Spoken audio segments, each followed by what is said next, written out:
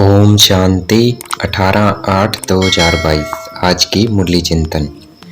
हम रूहानी सर्जन और प्रोफेसर हैं। देखो बाबा ने कितना बड़ा टाइटल दिया हमें क्या बनाया है? सर्जन और प्रोफेसर। हम क्या है? रूहानी सर्जन और प्रोफेसर।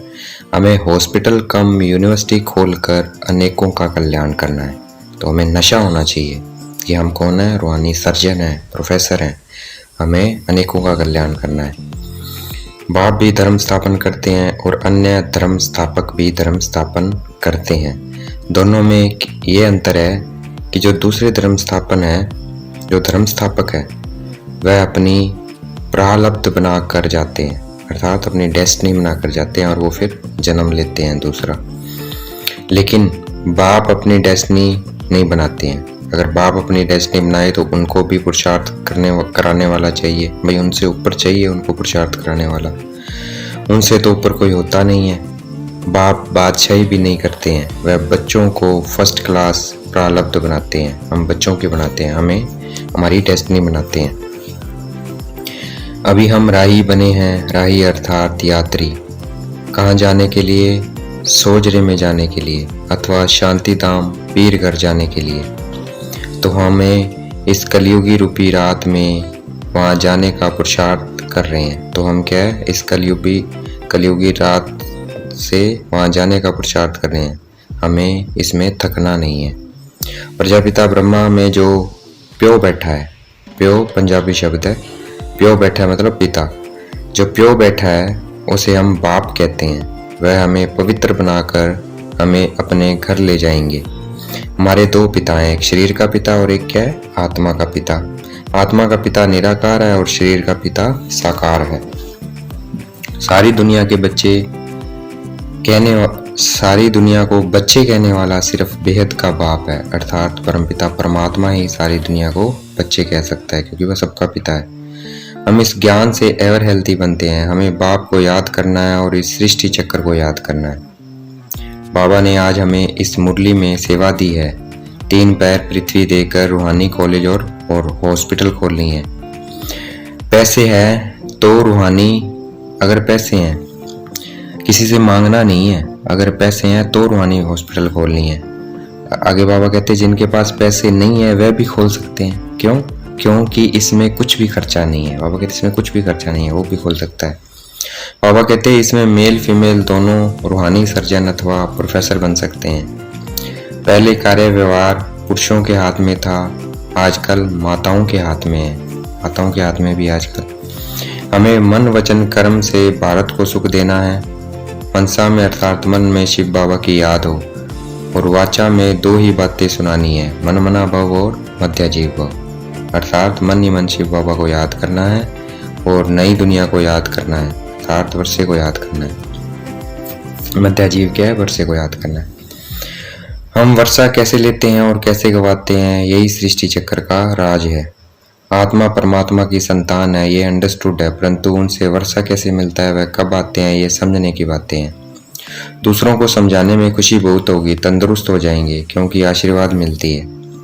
किसी को समझाना है तो बोलना है, देखो मौत सामने खड़ा है, अब कलयुग का अंत होने वाला है। इस अंत समय में बाप आए हुए हैं स्वर्ग का वर्षा देने। तो अंत से पहले बाप से स्वर्ग का वर्षा लेना है। श्री कृष्ण को सतयुग का राज्य कैसे मिला? जरूर उसने पिछले जन्म में पुरुषार्थ करके ये प्रारब्ध बनाई, ये डेस्टिनी बनाई अपनी। तो कृष्ण ने पहले जन्म में अपनी ये डेस्टिनी बनाई, तब कृष्ण बने। कलयुग में मेहनत करी और सतयुग में प्रारब्ध को पाया, डेस्टिनी को पाया। बाप कहते हैं वेद शास्त्र आदि सब भक्ति मार्ग हैं। अब भक्ति मार्ग पूरा होता है, मैं तुम्हें सब वेद शास्त्रों का सार समझाता हूँ। अभी हमारी चढ़ती कला है, कहते भी हैं चढ़ती कला सबका भला, क्योंकि सब मुक्ति जीवन मुक्ति को पा लेते हैं। हमें चित्रों पर बहुत अच्छी सर्विस करनी है। हमें पुरुषार्थ करना है और कराना है। हमें जो इस ईश्वर पढ़ाई के बाद प्रारब्ध अर्थात डेस्टिनी मिलेगी, वो विनाश के बाद दूसरे जन्म में नई दुनिया में मिलती है। वो हमें इस जन्म में नहीं मिलेगी, दूसरे जन्म में मिलेगी, क्योंकि देवता इस कलयुग में आ नहीं सकते, क्योंकि हम देवता बन जाएंगे और देवता इस कलयुग में आ नहीं सकते। वो पावन है और ये दुनिया क्या है? पतित है। बाबा कहते हैं मैं भक्ति में यज्ञ तप तीर्थ आदि से नहीं मिलता हूँ। जब हमारी भक्ति पूरी होती है तब भगवान आते हैं। भगवान क्यों नहीं मिलते हैं? क्योंकि भक्ति भगवान आते ही भक्ति पूरी होने के बाद है तो कैसे मिल जाएंगे। इसलिए भगवान ना यज्ञ से मिलते हैं, ना तप से मिलते हैं, ना तीर्थ से मिलते हैं। आधा कल्प भक्ति है, आधा कल्प ज्ञान है। चित्रों में बहुत वंडरफुल नॉलेज है, उन पर अटेंशन चाहिए।